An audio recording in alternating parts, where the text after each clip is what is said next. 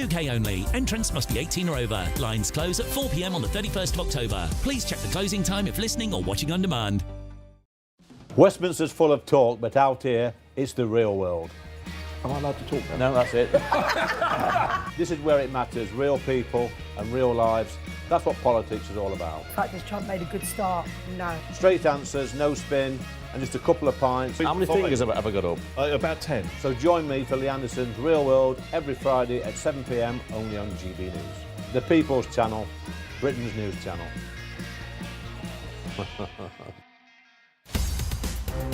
In the GB newsroom, we bring you the news as it happens. With our team of dedicated journalists across the UK, we're ready to keep you up to date with what's happening every half an hour, every single day. Bulletins here on GB News. The People's Channel, Britain's news channel. Mornings don't have to be tiresome, especially if you have the right company. Wake up to news as it happens, opinion and debate, and of course, a little bit of entertainment too. Because when the kettle's on, we're on.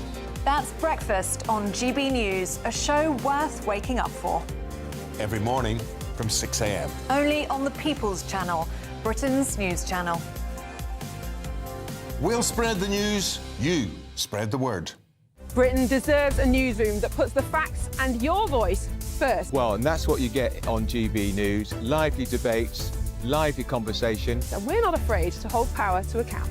And each other. So join me, Andrew Pierce. And me, Miriam Gates, for Britain's Newsroom, weekdays from 9:30 on GB News. No matter the state it's in, this is our nation. Join me, Jacob Rees-Mogg, for a genuine, honest discussion on where we have been, where we are going, and where we are with the people who set the direction. Tune in to State of the Nation every Monday to Thursday, 8 to 9 o'clock.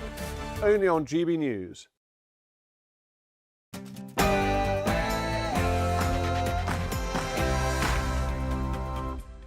Well, welcome along to Patrick Christys Tonight, late edition.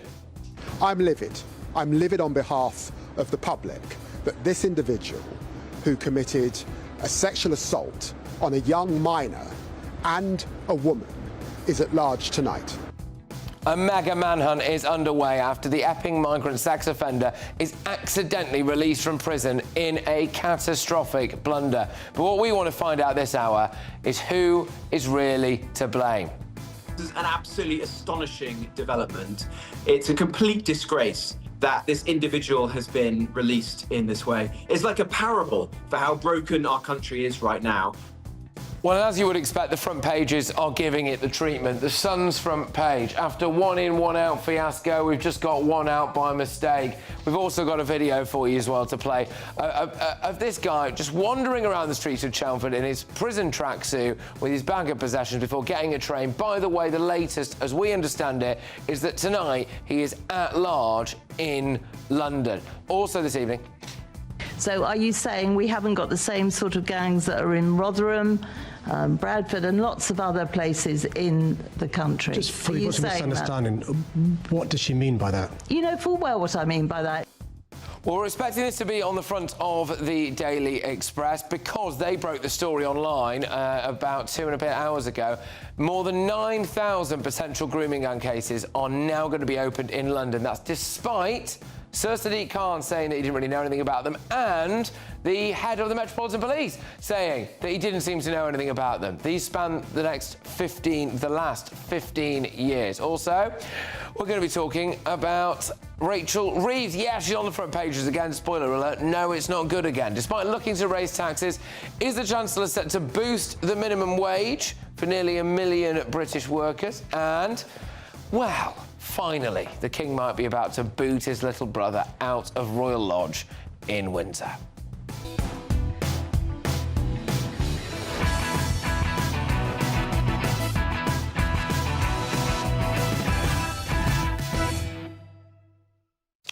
Yes, indeed. Dislodged, by the way, is the front of the Mirror. I like that as a headline. I like that. Dislodged. That's Andrew out of Royal Lodge. Anyway, joining me this evening, Reform UK Councillor for Essex, Jamie McIver, Broadcasting Royalty, Christo Foufas, and former Labour Minister, Bill Rammell. Right, let's get those headlines now, though, with Tatiana.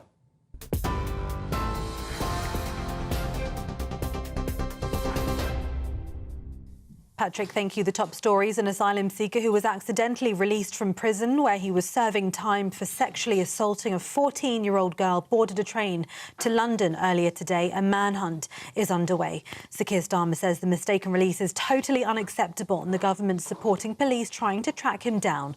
A prison service officer was removed from duties after the convicted sex offender was accidentally released.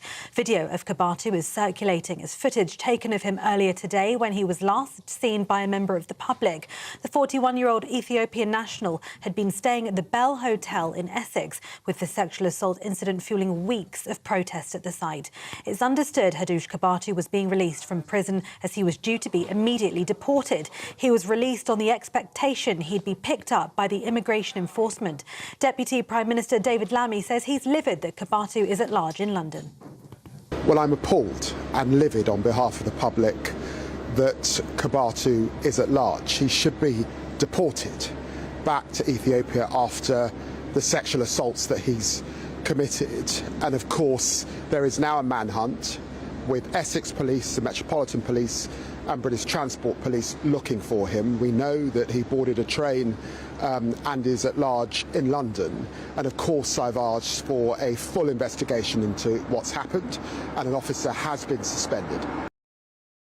The Met Police is reviewing 9,000 cases in a huge grooming gangs probe after the Mayor of London previously said there were none. The announcement comes after an Express investigation exposed several potential grooming gang cases in London that were overlooked. Sadiq Khan has repeatedly stated there were no reports or indications that London was blighted by the type of abuse that affected towns like Rochdale and Rotherham. Well, a spokesperson for the Mayor of London said any individuals or gangs exploiting children for sex are utterly abhorrent. Sadiq is quite clear that they must face the full force of the law. These children have not only suffered terrible abuse at the hands of the perpetrators, but have been woefully let down by authorities meant to protect them from harm. Well, the Met Police Commissioner said reports flagged by the Express would be among those reinvestigated by the force. And a Sudanese asylum seeker has been found guilty of murdering a hotel worker on a train station platform in Walsall.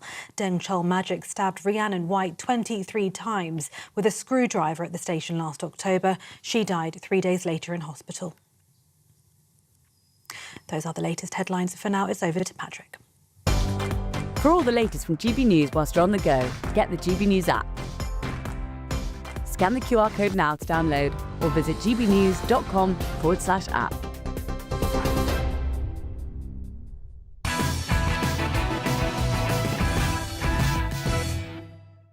All right, welcome along to late edition. I need to give you Saturday morning's newspaper front pages. So let's start with The Independent. There we go. Sir Keir Starmer in a firing line over historic by-election defeat. Well, yeah, I mean, this is a big one, of course. This is the Caerphilly by-election defeat, and his party is getting hammered both from the left and the right. It's a seat that Labour have held for 100 years. Really, it's a sign of how completely catastrophically unpopular our Prime Minister is. What did he do today? Follow up with 4 tweets about digital ID, all of which got community noted. So good stuff, Sir Keir. Let's go to The Sun. One out by mistake. This is in relation to that story that I'm sure you're all aware of by now. The Ethiopian illegal migrant who is out prowling the streets, we believe anyway, of London this evening after unbelievably being allowed out of prison. We'll return to that. The Telegraph, epic migrant freed in jail blunder.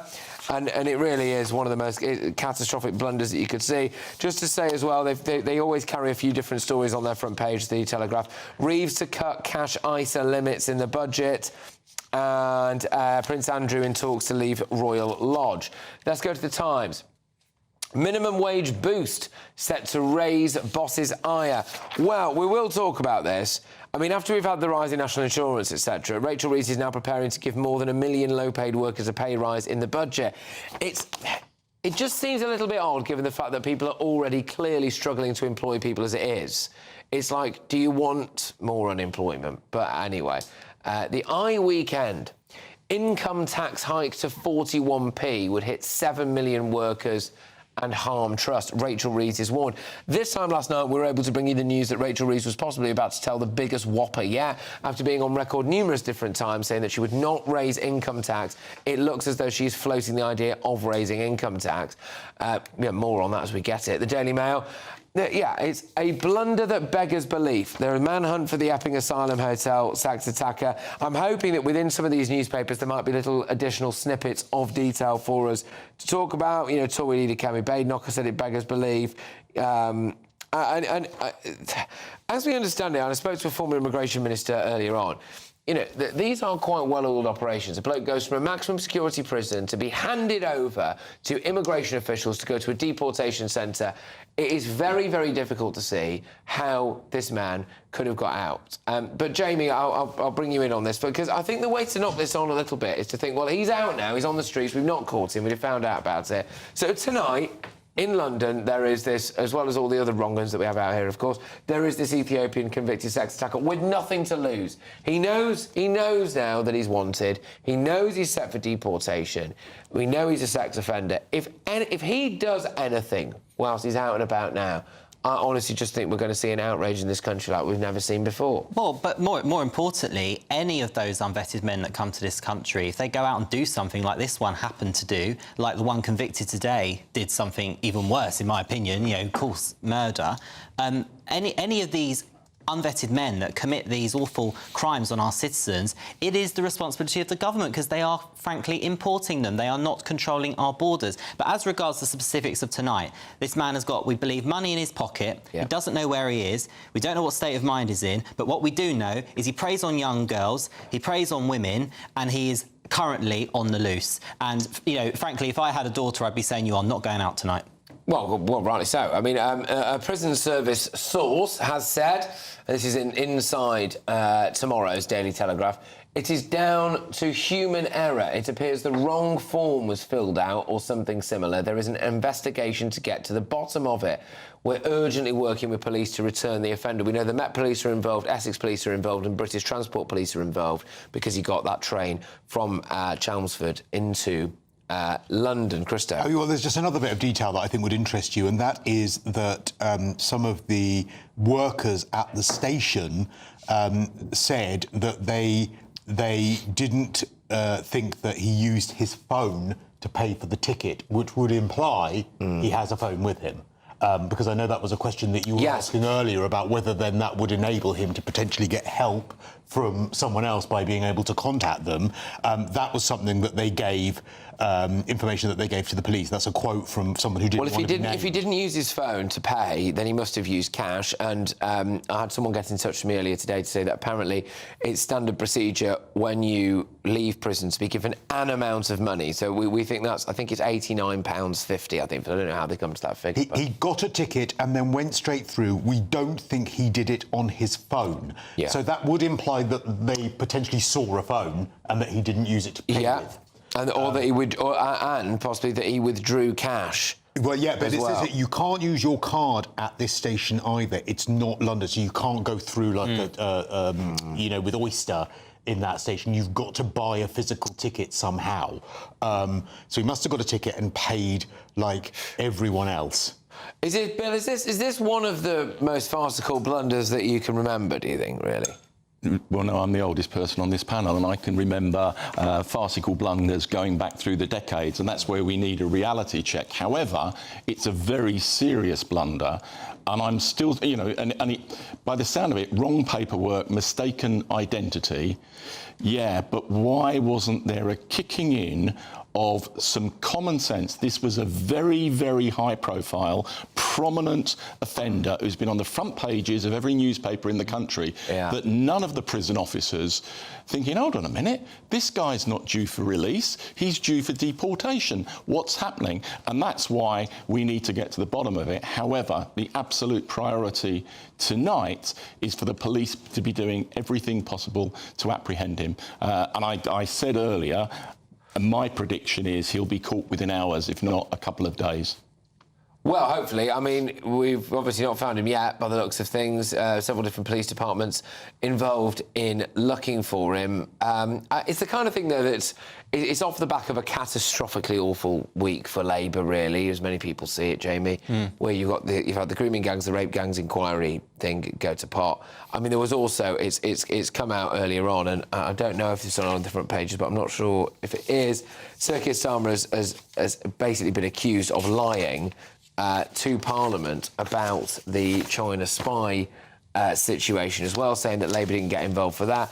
I mean, you know, there are calls this evening for the Justice Secretary and Deputy Prime Minister to go, the Prime Minister to go, and the Labour Mayor of London to go. Well, I think the whole lot should go, and we can only judge these people on their record in office, and it's been horrific. And, you know, take David Lammy as an example. I think he's done nothing to make the justice system or give confidence that the justice system is going to improve since he's been appointed, and nothing certainly as Deputy Prime Minister. But don't forget, this is the Foreign Secretary that has betrayed the British people by allowing our sovereignty of the Chagos Islands to suddenly go to third reading in Parliament. And the idea that suddenly that makes things more secure for that base, I'm sorry, but there's nothing more insecure. The idea that that base can be unsecure when it's already got US and British troops stationed there. But the point I think we need to make about this Labour government is it's every week, isn't it? It's something. I don't ever remember a government being this incompetent on a weekly basis. And I think that's a really good point, in as much as you normally get a government with a new majority, and there are never this many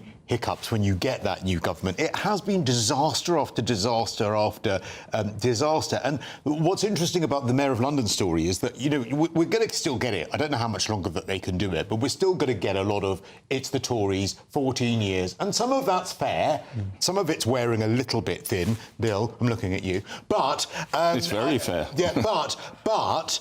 the thing with Sadiq Khan and this 9,000 potential grooming gang cases in London, that can't be a look at the Tories, because he's been there for so many years. Look, this issue of the grooming gangs is being weaponised, forgive me, Jamie, by Reform and by the Tory party. It has become so toxic that the two candidates for chair have withdrawn explicitly because they say it is being politically weaponised, and we need to get on and implement the inquiry as quickly as possible. Okay. And, you know, one of the things that's happened this week is Baroness Casey is coming back into the frame, and frankly, if she's got the time, I think she'd be an excellent candidate to chair the inquiry. Can I just give you some of the reaction, because you're getting the front pages, by the time they go to print, they are at the same time that we were a couple of hours ago. So, unfortunately, we've not got a huge amount of new information there. However, some people online are making some points here. You know, you've got the likes of Kelvin Mackenzie, a regular on this show, former editor of The Sun. This country is run by clowns. Instead of being deported, as was the plan, the sex tackle was freed from jail.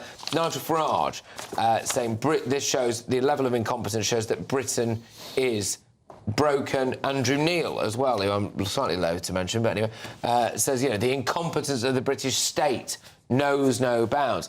I mean, this is a story about how we are run, not just by this government or the previous government, but all of the different apparatuses of state, isn't it? It just feels like everything is broken. Well, but you're absolutely right, and I've had an insight to this as a councillor. When you just look at a local level, how incompetent some council officers are, and how the blob want to resist democratic mandates given to the people. You see at every layer of government, there are people that are more interested in how many pride flags can we put up for Pride Month. They're more interested in celebrating every other culture other than our own. And you've got people with priorities in the wrong order. And so it all starts at the top, Patrick, as well. When you've got incompetence at the most senior level of government, is anyone surprised when it trickles down to forward-facing, front-facing jobs like being a prison officer? The culture is wrong. And also, let's be very clear, trade unions have made making a mistake acceptable, no blame culture, all these ridiculous ethics that they try to put into the public sector. It's driven down productivity, it's driven down standards, and it's ultimately led to Britain being broken. Well, hold on.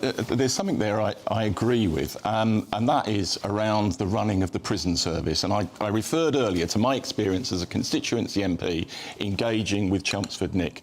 And I support and believe in good trade unionism, but I think the Prison Officers Association is an example of very bad trade unionism, and that is enforcing very restrictive practices in the management of our prison service, and that, unfortunately, contributes to problems like that which we're seeing today. And it's comical. I mean, the Sun have got on the picture of him out and about. I don't know if we might be able to play that clip again. We'll just take it maybe without the sound on it, if possible, which is, you know, so about midday today, residents of Chelmsford find themselves walking around, going about their business, shopping, and are confronted by the reason they filmed him is everyone knows who he is.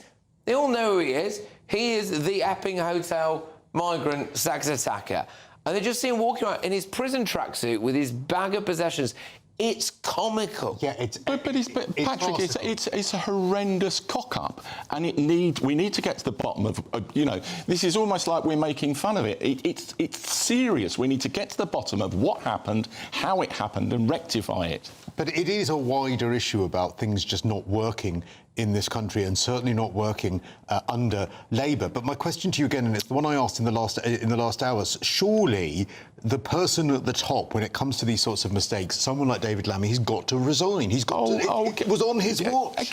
Come on that basis, you would be having government ministers resigning every day of the week. That's what Starmer called for constantly when it came to... I tell you what, in these circumstances, I would, if it was a Tory government, I would not be calling for a ministerial resignation. And your interview, Patrick, with Robert Jenrick, you invited him to call for David Lammy's resignation, and he explicitly did not do so. Why? Because he knows this is a cock-up that just as easily could have happened under a Tory government as a Labour government. But the point I want to make is that with all of the resources that must be implied here, the security services, I mean, surely everyone's been disturbed tonight to make sure this person is hunted down, and we've still not found them. What if he had committed a crime in central Chelmsford today, a serious crime? Maybe someone had been killed, and the British state can't find this bloke. And with all due respect... Are you really saying that there is an expectation that we should always, in every circumstance, be able to apprehend someone? That's just not the real world. I'm sorry, I don't agree with that at all, because when the police are bashing down people's doors for tweets, they should be bashing down doors trying to find this bloke. They've got to find the guy, and we're talking about a city of 20 million people. It's not like he's driving a car. And you can't immediately do that.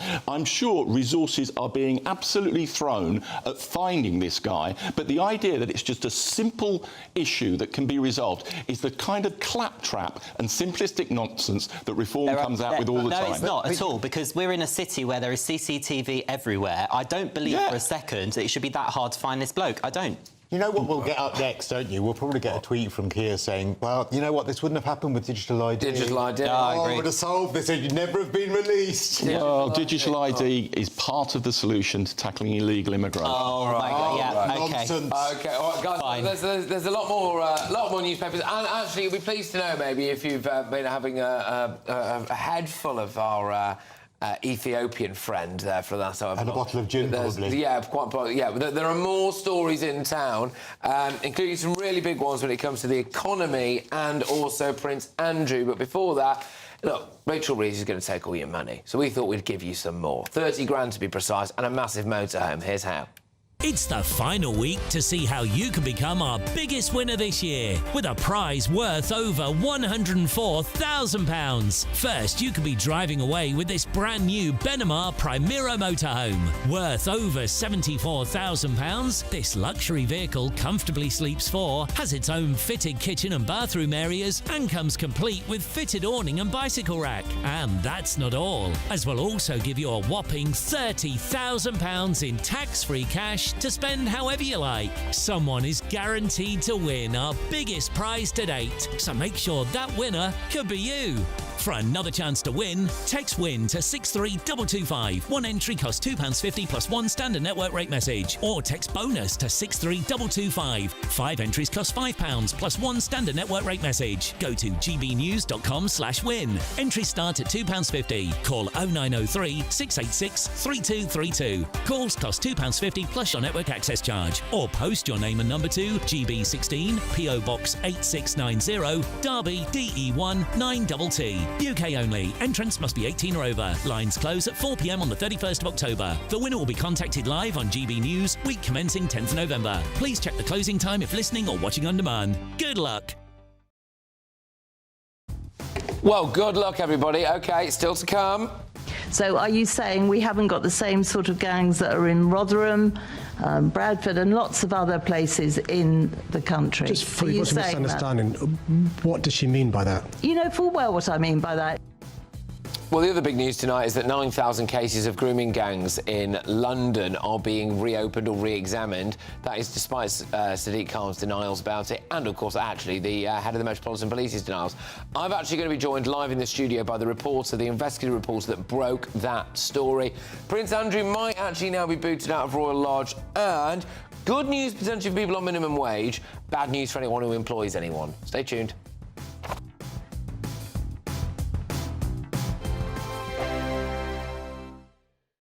Westminster's full of talk, but out here, it's the real world. Am I allowed to talk then? No, that's it. This is where it matters, real people and real lives.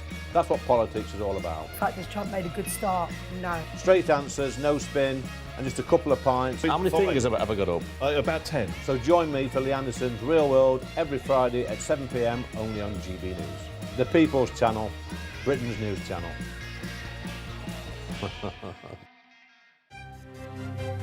GB News Breakfast, every day from 6 a.m.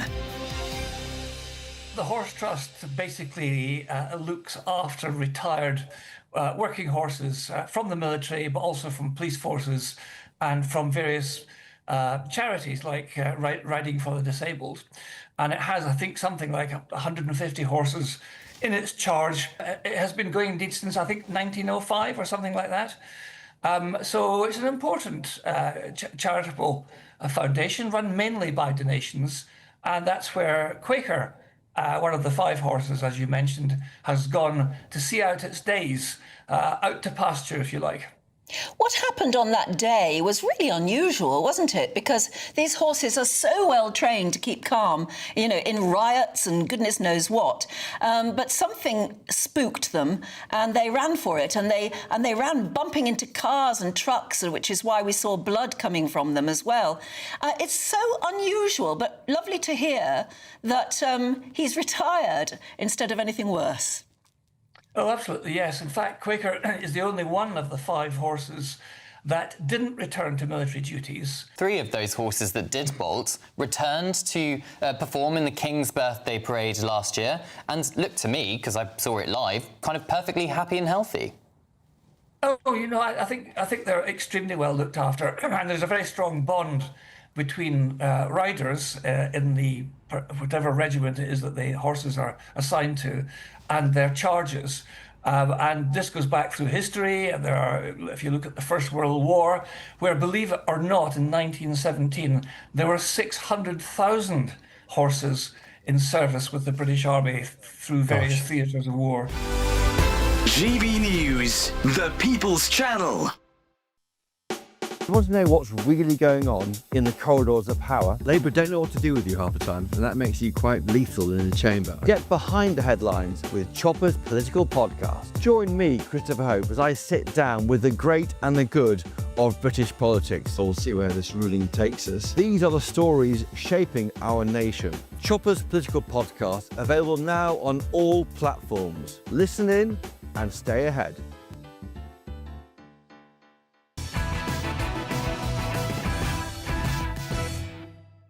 Welcome back to Late Edition. Look, we always try to give you the front pages. We do give you the front pages, but sometimes there's a story that's broken online that's so big we want to bring you that as well, and this is one of those. The Metropolitan Police is reviewing 9,000 cases in a huge new grooming gang probe, despite Mayor of London Sir Sadiq Khan's previous denials that any had operated in the capital. Not just Sadiq Khan, it must be said as well. The head of the Metropolitan Police, Sir Mark Rowley, had previously said something along the lines of, I can't talk to you about what I haven't seen it. Well, I'll tell you what, he's seen at least 9,000 potential cases now, going back 15 years. Remarkable, that. Where did he find them? Joining me now is the Daily Express Investigations editor, Zach Garner-Perkis, who's written about this in the Daily Express and is responsible as well for a huge amount of this coverage on this very issue. Thank you. Good to see you again. Yeah, good to see you. Right, OK, so what a difference a couple of days make. It turns out that now there's 9,000 potential grooming gun cases in London that need investigating. Yeah, I mean, I think that we need to go right to the beginning. So we started, the first front page that we did on this, that was actually calling on the Mayor to resign, was he responded to that by saying that these are false, malicious and politically motivated allegations, right? So what happened in those 6 weeks that all of a sudden there's a letter that the head of the Met is replying to that we've seen, that was sent to us, where he's talking about grooming gangs and how they're an insidious threat. So how have we gone from... And also, let's also put it in the context of, in the summer, Sadiq Khan said there was no reports and no indication. How have you got no indication that there are 9,000 potential cases? Well, I would suggest that if he's come out swinging initially to say this is politically motivated, then to say, I've got no indication of it, and the Met Police head has said he hasn't seen any, and then you've dragged it out, them kicking and screaming, and now they're going to investigate 9,000 of them, I would say that is an old-fashioned cover-up, isn't it? I mean, I think what I come back to, right, is what would have happened if we didn't just point to what the mayor had responded to and was just in the public record. We found 11 potential cases that were just sat there. They're in the previous inquiry and they're in reports that Sadiq Khan had responded to. There were just 11. And then that sent them in a tailspin, and all of a sudden they find 9,000. What else is there? Is there worse? I mean, yeah. So in this, you're implying that, because it's one of two things, isn't it? It's either dishonesty in a cover-up or abject incompetence. It's going to be one of the two, and it sounds like you're suggesting that there is some sort of cover-up, and he knew, and when he was answering Susan Hall saying, what do you mean by Rotherham grooming gang, he knew exactly what she meant. I think we now need to know exactly what everybody knew and when they knew it. And they have to be able to give a better explanation than just, oh, we've changed the parameters a bit and found 9,000 of these. You can't... No indication is incredibly... that's a strong stance to take, right? And it's not a small number, 9,000. It's not a couple that we found, like, down the back of the sofa. It's 9,000. It's unbelievable. It would actually make London the grooming gang capital, as well as our obvious just capital, wouldn't it? But is that a surprise, right? No. So if something is going on in Rochdale, in Rotherham, in Bradford, what's the chances that there's no indication of it happening in London? I think, that was one of the starting points for me when I looked at this story, because I was like, well, how has it not happened in London? And then how can they be so confident that it's not happened? And you've got to roll it back and say, who were they taking for mugs? Like, who were they taking that we were just going to go, oh, well, there's nothing to see here? Look, I'm not Sadiq's greatest fan, and I think you need much better, straighter communication. But I was making the point earlier, Yvette Cooper, as the then Home Secretary, stood up in the House of Commons in July and talked about the fact that thousands of cases were being reopened because of a change of focus and extra investment by the government. And this is clearly part of that. Now, did you listen to that statement by Yvette in July? I'll take you to what Sadiq's response was. No, I'm asking you, did you hear what Yvette said in July in the House of Commons? Yeah, wait, and what's important is what Sadiq said about that, which was there's no indication any of these are in London. So she says we're looking at thousands of them. Has he called up Mark Rowley and gone, oh, how many of these have we got? And then if Mark Rowley said to him, no, and it's no indication. So it's not even a thread. Right. So, and that is important, because I hear what you're saying about Yvette Cooper saying that, oh, and they're going to need some time to do it. But he comes out quickly and he says no indication. Well, I've watched that debate. And look, I've said I'm not Sadiq's greatest fan, but even Maggie Oliver, on that debate with Susan Hall, said that he was stonewalling. She didn't accuse him of lying. But why would you stonewall? Why would you? No. And I think he should have been much clearer and much more upfront about this situation, because he knew what was coming down the line. He knew the government had changed the guidelines, was reopening cases, and there were thousands across the country that were going to be reinvestigated. Can I just ask? We seem to always forget the victim sometimes here, and we know from other parts of the country that when victims tried to speak up, they were told to shut up. We know that staff in local authorities were told also to behave. Is there any indication in London that same culture was being bred? Because it feels to me as though it's come from the very top. This same culture, this hush, hush, hush. Don't say anything. You're not allowed to say anything. Don't speak out. I think, you come back to what's said. When Sadiq had that back and forth with Susan Hall, do you know the biggest people that had an impact on? It was the victims, because they saw what they saw was it's not even like I don't exist. It's I don't even know what you're talking about. It's a level of gaslighting. Of when I was investigating this story, I would sometimes look at it and go, hold on, how does this add up? I'm seeing all of this evidence that this exists, and then the official line is not at all. But look, this is all being thrown at the Labour Party and the Labour government. We've never said this doesn't exist. And look, go back to the beginning of this. Hold on. Go back to the beginning of this. The most heroic journalist who exposed the grooming gang scandal is the now sadly deceased Andrew Norfolk from the Times. His investigations blew the whole situation apart. And you listen to Norfolk, and he credits Keir Starmer as the then Director of Public Prosecutions by changing the prosecutorial guidelines to tackle the grooming gangs, and Keir explicitly said at that stage, people have denied that race is part of this, and it is. Can I ask you a point? Because I think for our viewers and listeners that we do a lot of political commentary on the show, and you kind of accidentally wandered into a bit of that, obviously. But a lot of them, I think, as well, are just genuinely intrigued by the journalistic process. So when you, as an investigative journalist, investigative editor, go about getting a whiff of a story like this, how do you put it together? What have you got coming next? That kind of stuff. How does it work in the newsroom? You know, I think people are intrigued by that. Well, I mean, it always starts with you get a bit of... It's like it's an instinct that something's not right there.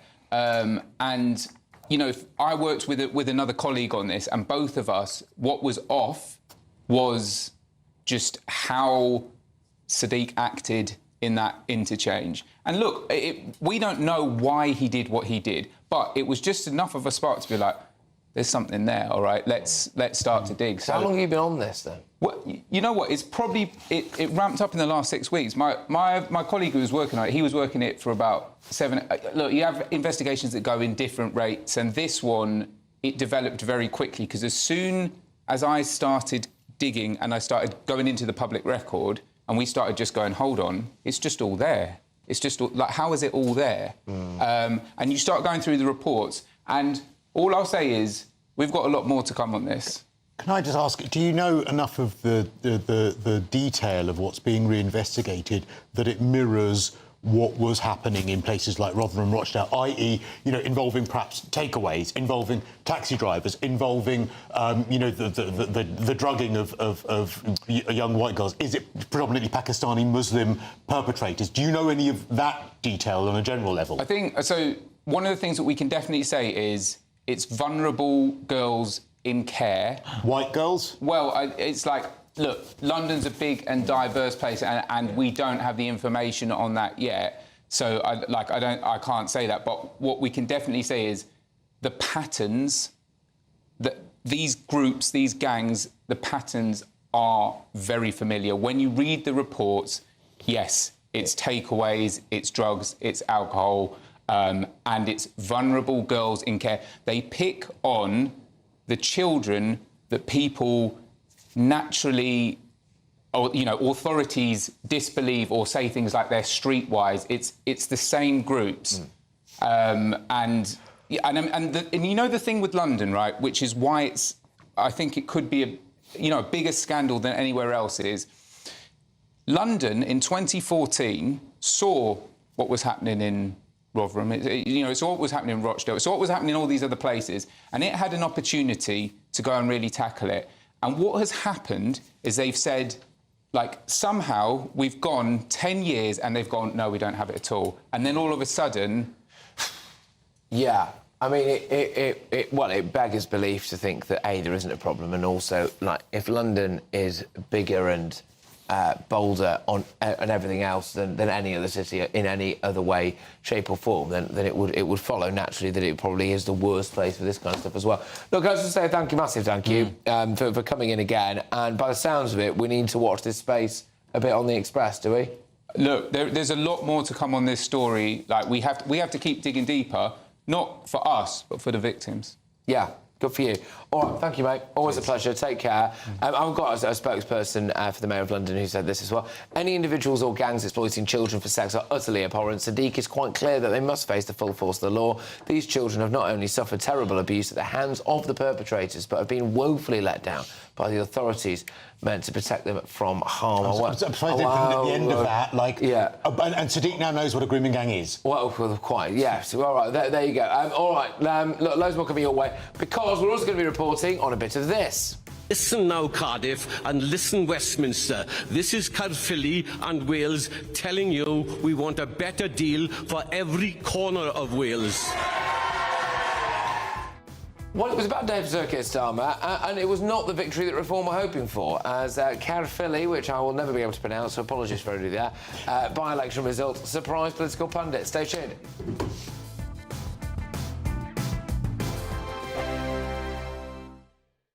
Good evening, this is your GB News weather update from the Met Office. Now, there's quite a chill in the air at the moment, and there's more cold weather to come as we go into the weekend. Also, a few showers pushing through. That's because we have a cold Arctic maritime air mass piling in from the north. Now, with that, there's also quite a bit of cloud and rain across the eastern parts of Scotland, northeast England at the moment. A lot of that is going to push its way southwards and eventually start to clear away towards the east into the North Sea as we go through the night. Elsewhere, some drier, at times clearer weather, but like I said, quite a few showers piling down on that northerly wind. Where we get some clear skies and in shelter from the brisk wind across parts of Scotland, we could see temperatures dipping close to, perhaps even a little bit below freezing. Elsewhere, because of the brisk winds, temperatures not dropping too low, but nonetheless a cold start to the day for many tomorrow.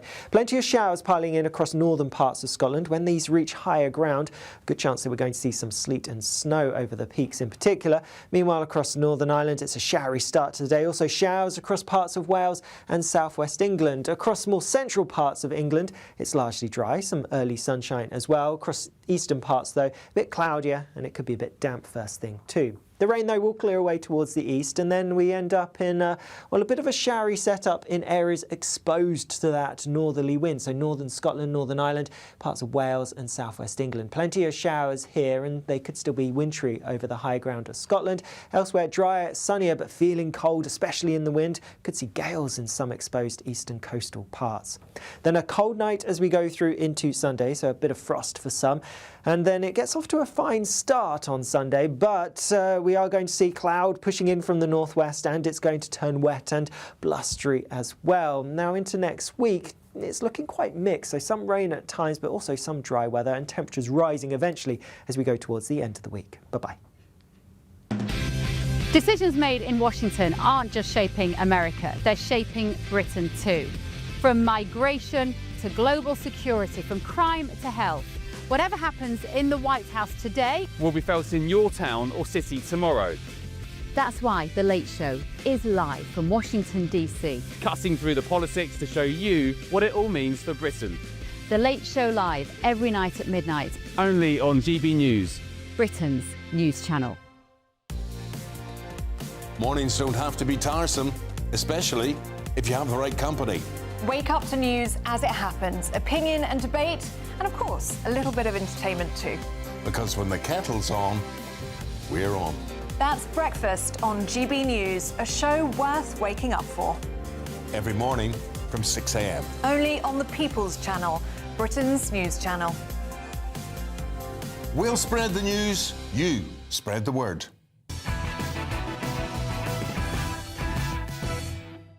Welcome back. Let's go for Saturday morning's Independent front page, which is about that by-election results. The headline The Independent have gone for is Starmer in firing line over historic by-election defeat. This is the Caerphilly by-election. Labour just utterly collapsed. But Bill, what do you make of this? Is it a worse day for Labour, or you seem to be indicating it might be slightly worse than Reform?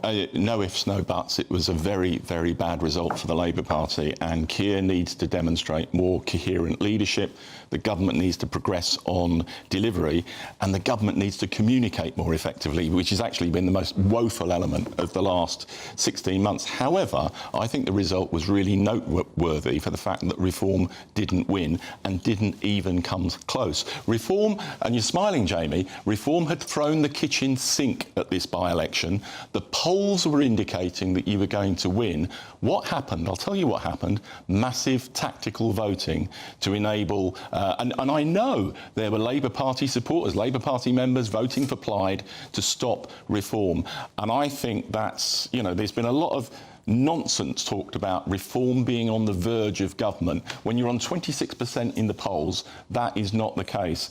And whilst Farage can mobilise 30% of the electorate, 70% are very much opposed. First of all, I'd like to thank the people of Caerphilly for giving such a huge share of their votes to the Reform Party, a very new party. And I'm proud of the fact that we are 34% better off than our last poll in the area. And, you know, unlike the Labour Party, the leader of our party, Nigel Farage, actually goes to these by-elections, talks to people, which is why he will be the next Prime Minister, because he's actually in touch with the people. And he refused to go to the count because he knew he was going to lose. I was on the ground speaking to Plaid voters, speaking to Labour voters. Do you know what the #1 strategy was from the people of Caerphilly? Make sure Labour doesn't win. That was the #1 strategy. It wasn't a case of stopping reform. It was make sure Labour doesn't win. So you were 4% ahead in the last poll, and you lost overwhelmingly. People knew it was a two-horse race. People knew it was a two-horse race. Yeah, More and people they wanted to stop you. But let's face it, Plaid Cymru are a party that believe in open borders, that illegal immigration doesn't exist. They're an over-the-top globalist party that have the fundamental issue they think that Wales should be an independent country. And they won. The people of Wales will reject that, and they will elect a Reform Senate in May. And they won by 11%. What changed?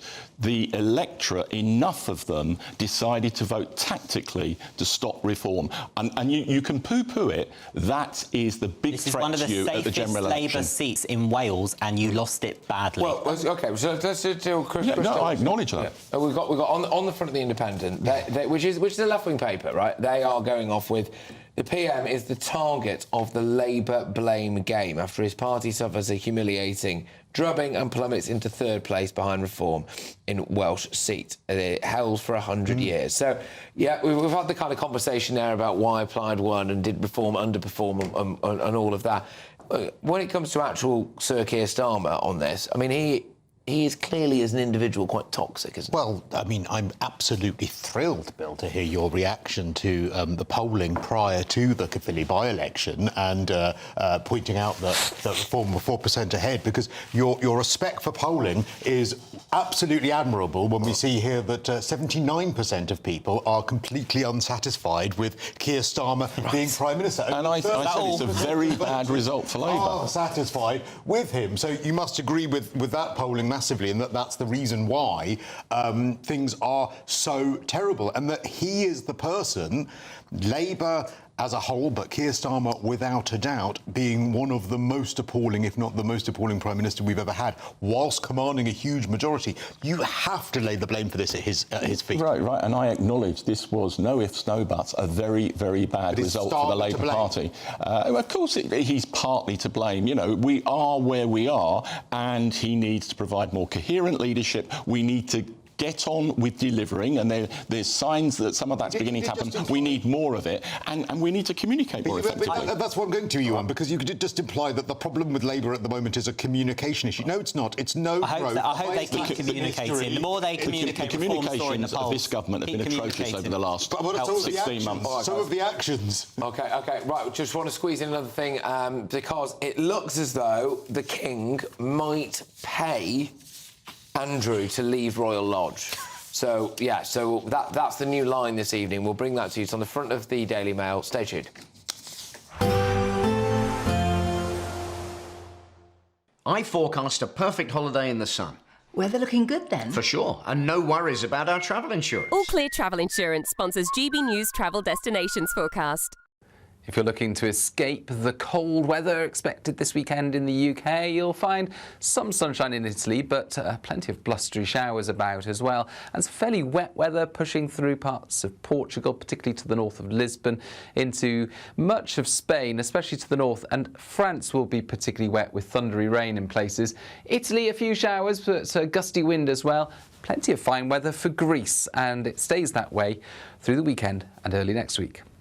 All Clear Travel Insurance sponsors GB News Travel Destinations Forecast. In the GB Newsroom, we bring you the news as it happens. With our team of dedicated journalists across the UK. We're ready to keep you up to date with what's happening every half an hour, every single day. Bulletins here on GB News. The People's Channel. Britain's news channel. You want to know what's really going on in the corridors of power? Labour don't know what to do with you half the time, and that makes you quite lethal in the chamber. Get behind the headlines with Chopper's political podcast. Join me, Christopher Hope, as I sit down with the great and the good of British politics. We'll see where this ruling takes us. These are the stories shaping our nation. Chopper's Political Podcast, available now on all platforms. Listen in and stay ahead. 5 hosts, 5 opinions, 5 fearless debates, 5 unfiltered takes on the day's news. 5 reasons not to be anywhere else on Saturday night.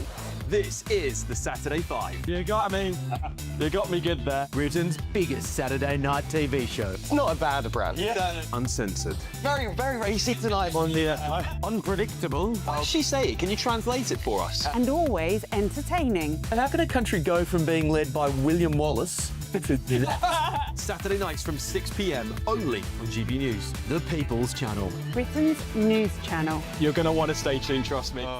Hi, I'm Michelle Dewberry, and my show is your opportunity to cut through all the noise and dive in headfirst to some robust debates. Ideas clash. Situation, isn't it? No, because the failure is you're deliberately avoiding my point. Nothing's held back, And if you think this is the end of it, wait for more. and we do not shy away from the difficult stuff. Sometimes I want to shake people and say, if only you understood. So join me on Jubes & Co. weeknights at 6 p.m. only on GB News, Britain's news channel. Join me, Nana Okoye, for an informative, interactive news programme with a difference. It's fun. No, he didn't say that, Dave.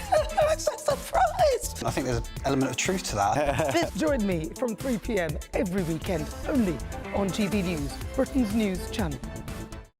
Westminster, the ultimate clique. And you're fighting like rats in a sack. But here on the Camilla Tominey Show, we ask the questions the establishment media is too scared to ask. OK, let me ask you a straight question, because I know you're a straight-talking politician. Whether it's net zero, illegal immigration or law and order, nothing is off limits. You had the power then. Yeah, as I and say, now you've lost it. That's the Camilla Tominey Show, a politics show that's fearless. But no, let me finish my question if you don't mind, because it is my show. Sundays at 9:30, only on GB News, the People's Channel, Britain's news channel.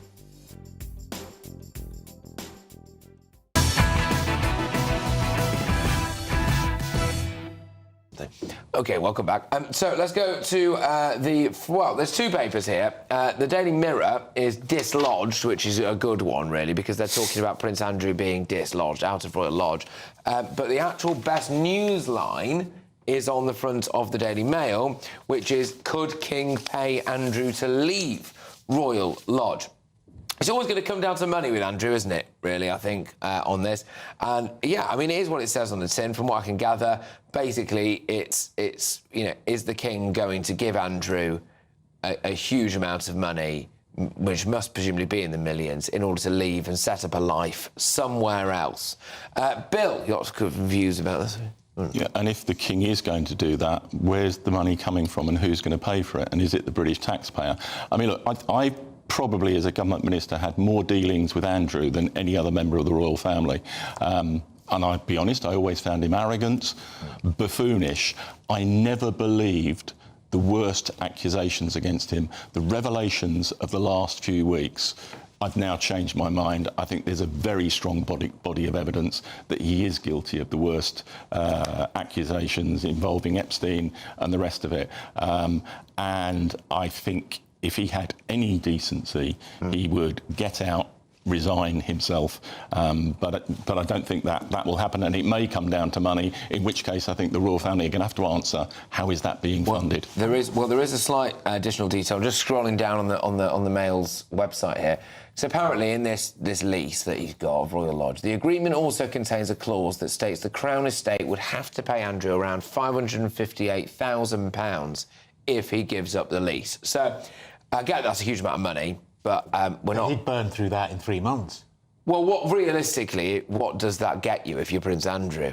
Also, like, I don't want to put a kill on the whole, like, you know, princesses and princes living in castles, but, you know, why can't he just have an apartment in Knightsbridge? Why does he need some massive gaff like this anyway? I just find the whole thing absurd. But literally, Harry and Meghan did up Frogmore Cottage, which is a 5-bedroomed cottage. I mean, the cottages aren't 5 bedrooms generally. It's not a cottage. But it's on the royal estate. It's way smaller, because the problem that you've got, and I've said this the other night as well, is that they also don't want Andrew as a loose cannon. Because I'm telling you now, if he said, I'm going to write a book, someone would publish it. If he said, I'm going to do a round of interviews and be on, you know, the This Morning Sofa or whatever else, they would say yes. So you've got that balance that the royal family have got to make as well. So I understand. I don't like it, God no, but I understand the logic of them saying, right, we'll give you a few million. You are gagged. But having said that, his credibility is shot to pieces. It's now very clear from all the revelations that the interview he did with Emily Maitlis,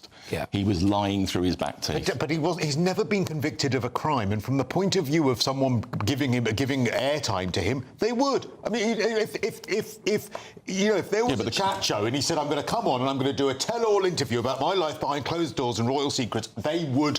The court of public opinion would hang him. It doesn't matter. They already have. That's already been done. Monarchy down with it. Ratings. I mean, the problem for the king is, I'm kind of agree with Bill, which is that, like, you know, I don't think anyone would agree or believe anything that he says, and I think most people just think he's a cretin. However, he is still the king's brother, and so by association, then the king is dragged in. You know, if Andrew pops up on I'm a Celebrity, Get Me Out of Here. Yeah, it's all of that. You're right. It's like, well, it's the king's brother on this, and you start to think it damages the royal family by association. Yeah, and it does also damage Britain. You know, we do have a constitutional monarchy, so I think it's very important that we have an element of respect when we discuss Andrew too, because he is the king's brother. That said, there are some inexcusable accusations, but also they don't help themselves when they find themselves on front pages over silly things like this. This is basically a private living arrangement that should be pretty private and pretty swift. Clearly, someone's playing up. All right. Well, look, those are the big stories. I mean, there are. We haven't got a chance to get to it, but they're probably going to do it if you're watching on Catch Up on Breakfast, and that is about the budget. Yesterday we had the income tax rise potentially. This time it's a cut to cash ISA limits and raise the minimum wage, etc. But let me give you a roundup of the papers before we take you to Washington, starting with The Independent. Starmer in the firing line over that historic by-election defeat. That's the Caerphilly Wales loss for Labour. The Sun won out by mistake. The Epping asylum seeker, who's now on the run. The Telegraph, Epping migrant freed in jail blunder. The Times go for minimum wage boost set to raise bosses' ire. The Weekend, income tax hike to 41p would hit 7 million workers and harm trust. Rachel Reeves has been warned. The Daily Mirror go for dislodged again. It's a good front page, that really is. Prince Andrew, disgraced Andrew in advance talks with the King to give up sprawling 30-room mansion. Daily Mail. A blunder that beggars belief. It's another one about that Ethiopian migrant who is on the run. Currently, we believe in London, but who knows by this time.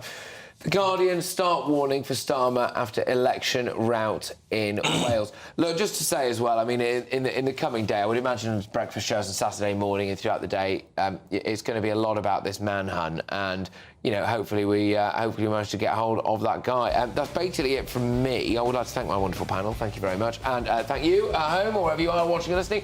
Over to Ben Leo in Washington. Good evening, listeners, viewers. It's been a hell of a couple of weeks for the UK, hasn't it? We've had a guy kicked out of the UK who snuck back in, the near collapse of a Pakistani grooming gang trial. We've had the asylum seeker who murdered a mother by stabbing her relentlessly with a screwdriver, and now this guy who sexually assaulted a minor who's on the loose in London. What the hell is going on in Britain? Back in a tick. It's the final week to see how you can become our biggest winner this year. First, you could be driving away with this brand new Benamar Primera motorhome. This luxury vehicle comfortably sleeps 4, has its own fitted kitchen and bathroom areas, and comes complete with fitted awning and bicycle rack. And that's not all, as we'll also give you a whopping £30,000 in tax-free cash to spend however you like. For another chance to win, text WIN to 63225. One entry costs £2.50 plus one standard network rate message, or text BONUS to 63225. 5 entries cost £5 plus one standard network rate message. Go to gbnews.com/win. Entries start at £2.50. Call 0903 686 3232. Calls cost £2.50 plus your network access charge. Or post your name and number to GB16 PO Box 8690 Derby DE1 9TT. UK only. Entrance must be 18 or over. Lines close at 4 p.m. on the 31st of October. Please check the closing time if listening or watching on demand. Britain deserves a newsroom that puts the facts and your voice first. Well, and that's what you get on GB News. Lively debates, lively conversation. And we're not afraid to hold power to account. And each other. So join me, Andrew Pierce. And me, Miriam Gates, for Britain's Newsroom, weekdays from 9:30 on GB News. At GB News, we love to hear from you, our loyal community. So drop us a line at gbnews.com/yoursay. There you can talk to each other and also to the presenters live on air. gbnews.com/yoursay, because GB News is your channel, Britain's news channel. Hi, I'm Michelle Dewberry, and my show is your opportunity to cut through all the noise and dive in headfirst to some robust debates. Ideas clash. Situation, No, Because the failure is... You're deliberately avoiding my point. Nothing's held back. And if you think this is the end of it, wait for more. And we do not shy away from the difficult stuff. Sometimes I want to shake people and say, if only you understood. So join me on Jubes & Co. weeknights at 6 p.m, only on GB News, Britain's news channel. You want to know what's really going on in the corridors of power? Labour don't know what to do with you half the time, and that makes you quite lethal in the chamber. Get behind the headlines with Chopper's Political Podcast. Join me, Christopher Hope, as I sit down with the great and the good of British politics. We'll see where this ruling takes us. These are the stories shaping our nation. Chopper's Political Podcast, available now on all platforms. Listen in and stay ahead. No matter the state it's in, this is our nation. Join me, Jacob Rees-Mogg, for a genuine, honest discussion on where we have been, where we are going, and where we are with the people who set the direction. Tune in to State of the Nation every Monday to Thursday, 8 to 9 o'clock. Only on GB News. Deserves a newsroom that puts the facts and your voice first. Well, and that's what you get on GB News. Lively debates, lively conversation. And we're not afraid to hold power to account. And each other. So join me, Andrew Pierce. And me, Miriam Gates, for Britain's Newsroom, weekdays from 9:30 on GB News. 5 hosts, 5 opinions, 5 fearless debates, 5 unfiltered takes on the day's news. 5 reasons not to be anywhere else on Saturday night. This is the Saturday 5. You got me. You got me good there. Britain's biggest Saturday night TV show. It's not a bad brand. Yeah. Uncensored. Very, very racy tonight. Unpredictable. What does she say? Can you translate it for us? And always entertaining. And how can a country go from being led by William Wallace Saturday nights from 6 p.m. only on GB News, the People's Channel. Britain's news channel. You're going to want to stay tuned, trust me.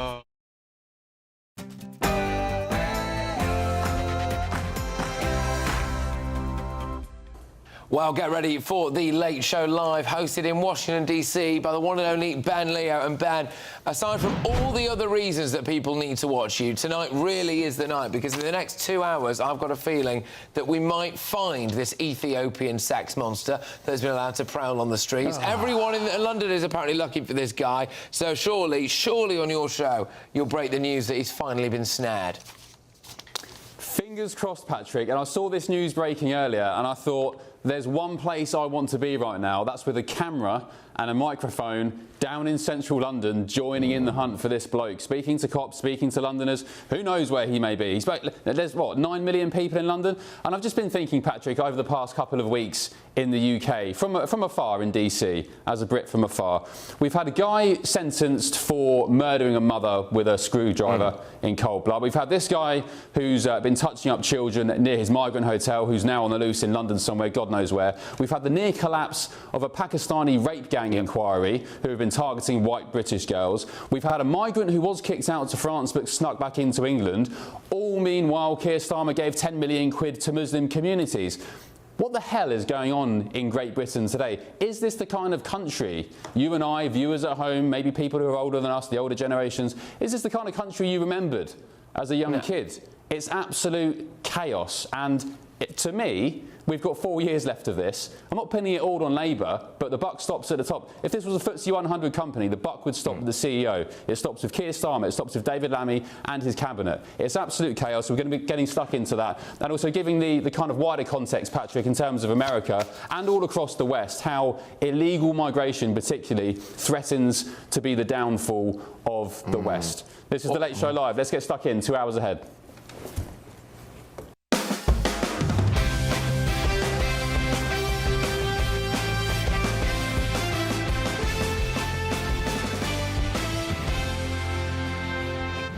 Good evening. Tonight on The Late Show Live. I'm livid. I'm livid on behalf of the public that this individual who committed a sexual assault on a young minor and a woman is at large tonight. Well, that's all right, because David Lammy's here, isn't he? Migrant paedophile manhunt. A frantic search has been launched for the asylum seeker who was accidentally released from prison, who sexually assaulted a 14-year-old girl and a woman in Epping. He, of course, was due to be kicked out of the country, but instead is now believed to be prowling around London. Also tonight. This coalition is determined to go further than ever to ratchet up the pressure on Putin. Apparently, Ukraine's future is our future. That's according to our Prime Minister, Keir Starmer, who today met with the Coalition of the Willing. But is it all just a bit of a farce and just more talk when it's really President Trump taking decisive action and standing up to world leaders? Hopefully it'll push... hopefully he'll become reasonable, and hopefully Zelensky will be reasonable too. You know, it takes two to tango, as they say. So, breaking on The Late Show Live this evening. And I will not raise income tax. Of course, we're looking at further measures on tax and spending.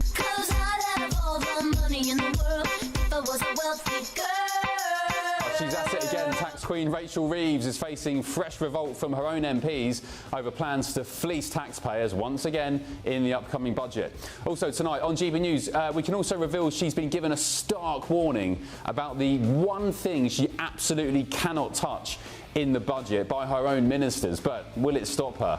We'll also be diving headfirst into the stories from tomorrow's newspapers, hours before they hit the shelves in Blighty. And of course, we're live in Washington, D.C., just yards from the White House, bringing you the stories America's talking about and that matter to Britain too, including this one.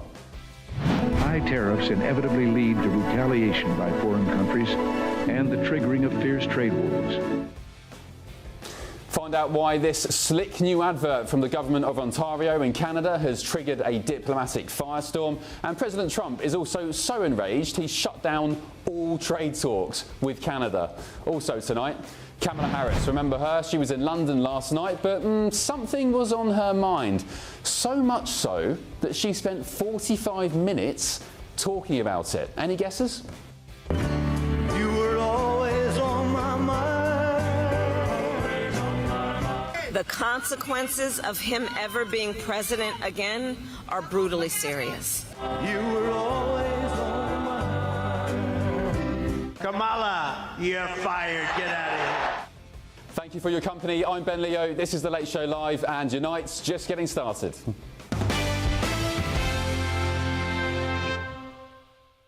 Hello, good evening to you. So this past week we've seen the near collapse of a national inquiry into Pakistani rape gangs who targeted white British children. Labour kicked out a small boat migrant back to France, but he somehow managed to sneak back into the UK. Another boat migrant who sexually assaulted a child near his asylum hotel was released from custody when he was meant to be deported. No one knows where he is. He's literally just gone. And earlier this month, a bloke called Jihadi, he was called Jihadi, who came here from Syria, murdered 2 people at a synagogue. Meanwhile, Keir Starmer's just given £10 million to protect Muslim communities in the UK. Does this sound like the kind of Britain you loved and enjoyed as a child? Because tonight, a manhunt is underway in Britain as police search for that convicted sex offender who's on the run. The illegal migrant, Hadashu Kebatu, who assaulted a 14-year-old girl, was, again, quote-unquote, accidentally released from a British prison when he should have been deported. Let's be absolutely clear. This isn't a clerical error. The state literally opens the gates and let him walk free instead of bunging him into the back of a van and deporting him. The government says it's appalled. David Lammy, you just saw there on the airwaves. But what good is outrage after the fact? Tell that to the families in Essex, watching a manhunt unfold for someone who should have never been on the streets in the first place. Tell that to those in the courtroom who heard how he had 2 teenagers in front of him who he told he wanted to have a baby with. And tonight it gets worse too. In Walsall, another asylum seeker called Deng Chol, there he is on your screens, Deng Chol Majek, has been found guilty of murdering a 27-year-old hotel worker, Rhiannon Sky White. She was a mother. He stabbed her more than 20 times after following her from the asylum hotel where he lived, with a screwdriver, dare I say, in the head, so viciously one of those strikes pierced her brain. These aren't isolated incidents. Take, for example, Yaqub Ahmed, the Somali rape gang rapist who dodged deportation for 5 years before finally being sent back to Somalia. There he is on your screen now. Or even Lerako Chidamo, who murdered head teacher Philip Lawrence, but couldn't be removed from Britain because of EU law. Case after case, each one presented as an exception. But together they paint a grim picture, don't they? A system that fails at the most basic of duty to keep the public safe. And America knows this story too. In New York, migrants released from custody later attacked police officers in Times Square. There's the footage on your TV now. In California, officials admitted dangerous offenders weren't handed over to immigration authorities and re-offended before ICE, the Immigration Enforcement Agency, could act. And what about one of the most notorious cases of all, the appalling murder of Laken Riley? There she is on your screen. A nursing student murdered by an illegal alien who had intended to rape her. He shouldn't have been in the country. So, different country in America, but same outcome, right? Violent offenders slip through the cracks, governments blaming rare errors, while families are left grieving. And tonight, Nigel Farage blasts it as an example of broken Britain, while Conservative leader Kemi Badenoch hit out at an entire system collapsing. This was the Deputy Prime Minister, David Lammy, just a few moments ago.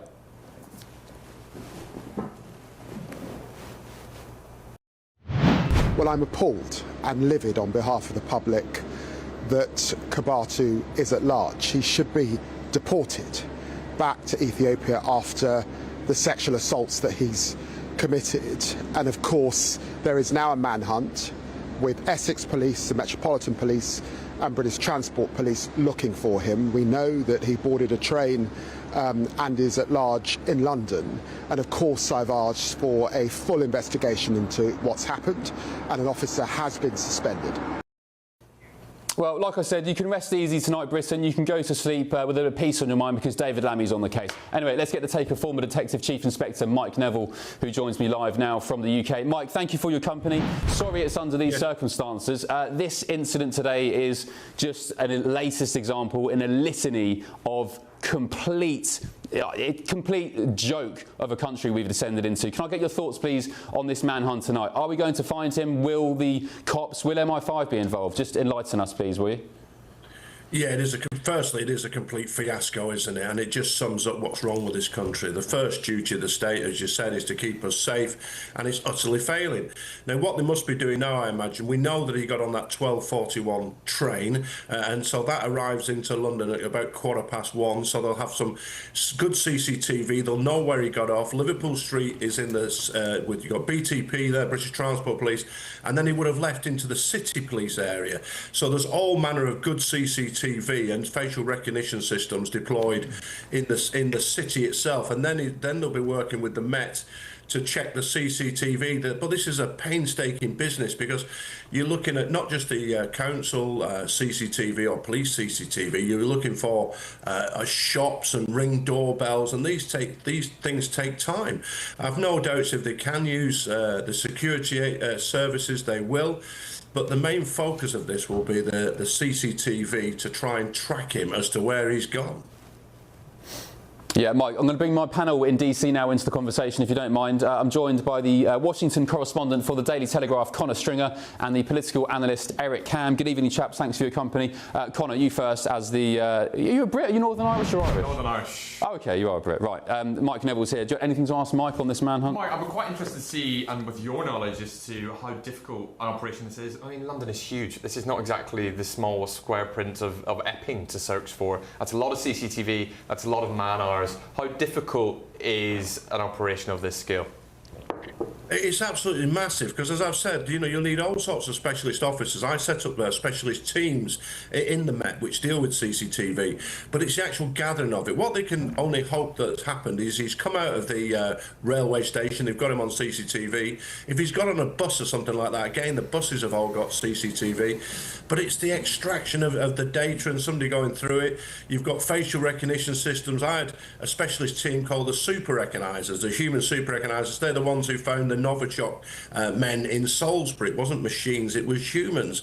But that's thousands of hours of CCTV. And as you say, London is an enormous place. This is several haystacks and one needle to get into it.